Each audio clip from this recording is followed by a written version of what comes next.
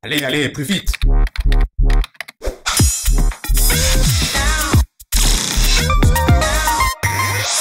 Je m'appelle Maggie Lalizel, je vais avoir bientôt 54 ans. Je suis rentrée en 71 à Moulinex à Alençon comme ouvrière de production.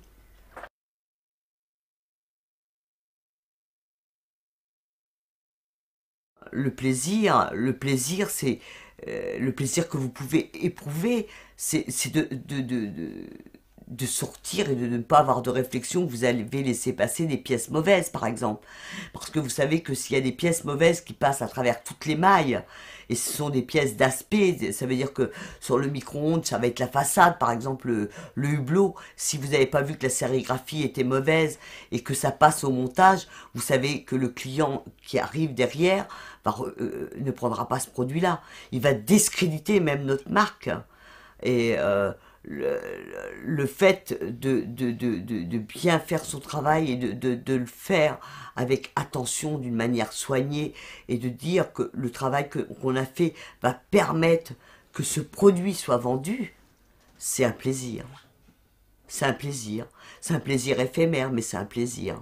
Et c'est un plaisir qui permet de tenir, qui permet d'avancer à l'intérieur de l'usine, qui permet de dire, eh ben, après tout, je suis vraiment une Moulinex.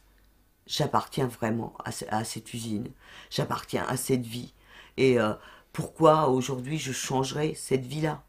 Parce que j'ai mes marques. Je sais quand ça va ou quand ça va pas. Je sais quand c'est supportable ou insupportable.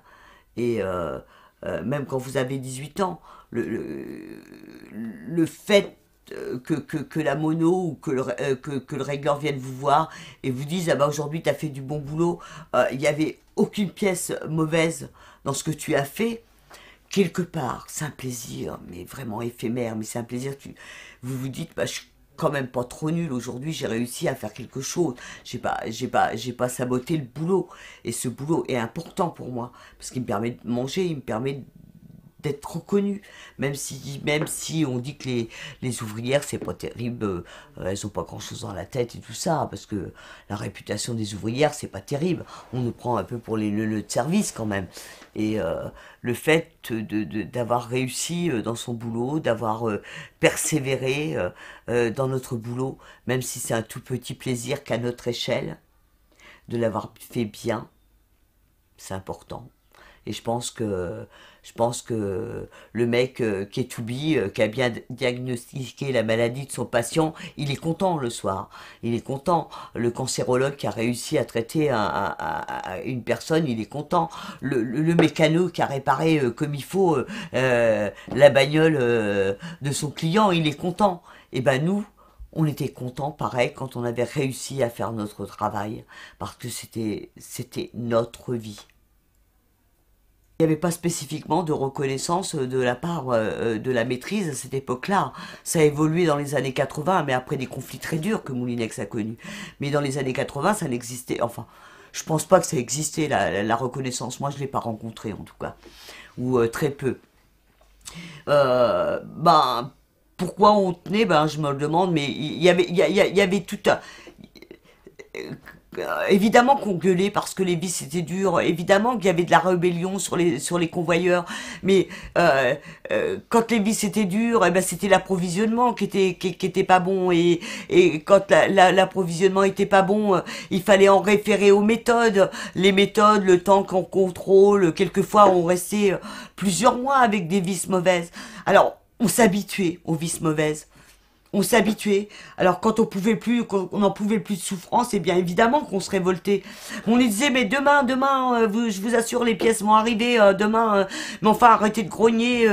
On va faire en sorte, on va peut-être modifier un peu les outils d'emboutissage pour agrandir un petit peu le pas de vis pour que vous ayez moins de mal à visser.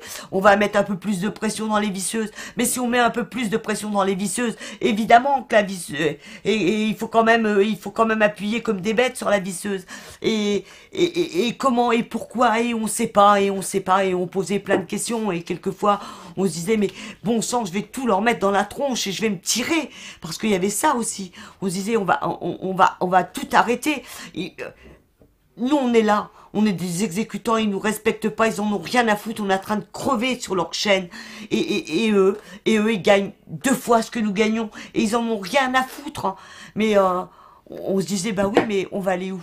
On va aller où? Pourquoi faire? On va retrouver d'autres chaînes de montage ailleurs, peut-être des gens encore plus cons, parce que on était entre nous, on se connaissait, on se côtoyait, on, on rigolait entre nous quelquefois, même quand ça allait très mal. Et il y avait cette... je pense que on n'arrivait pas à mettre des noms véritables sur ça, mais il y avait cette frousse de l'inconnu, dire si on part ailleurs, ça sera peut-être pire, ça sera peut-être mieux, mais on ne sait pas. C'était la peur de l'inconnu, parce qu'on rentrait à 18 ans, dans ces 16 ans pour certaines, dans ces boîtes, et on n'avait rien connu d'autre, et on se disait, il faut faire le boulot, il faut y aller, et pourquoi, et comment, est-ce qu'on se l'a posé? Est-ce qu'on se posait véritablement la question? Moi, je me demande si je me la pose pas aujourd'hui, cette question. Mais c'était vraiment... c'est vrai qu'il y avait des jours de souffrance atroce et puis des jours de franche rigolade.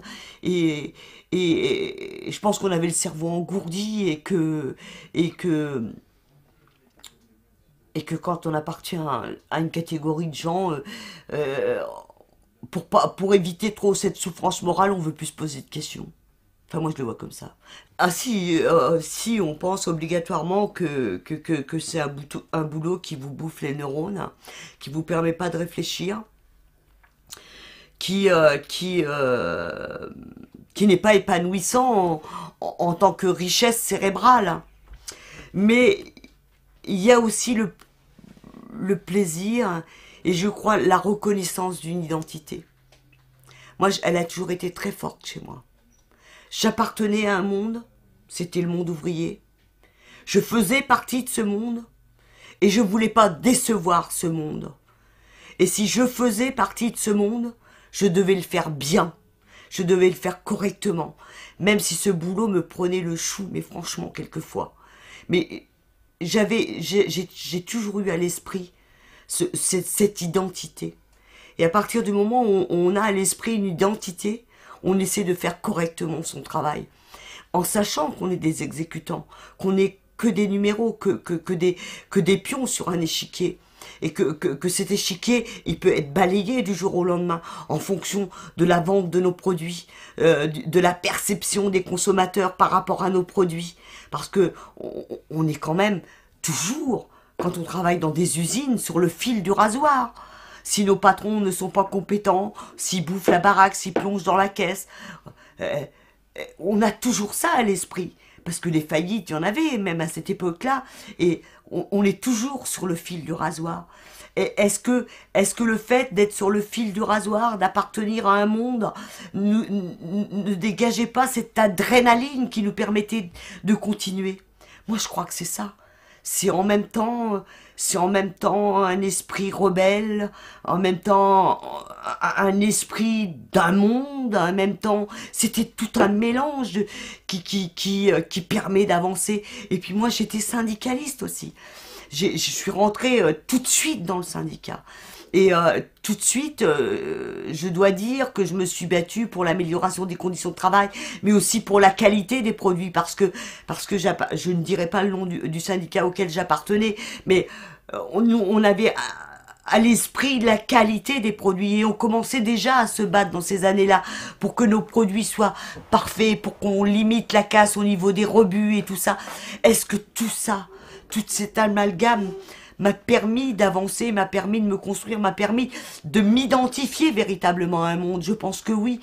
Et je pense aussi que tous les hommes et les femmes qui ont jalonné ma vie, parce que moi j'ai que des souvenirs forts des gens, même si après je les ai quittés parce que je suis venue sur Caen. J'ai des souvenirs malheureux de ma vie personnelle, mais de ma vie d'usine, j'ai que des souvenirs heureux des gens que j'ai côtoyés.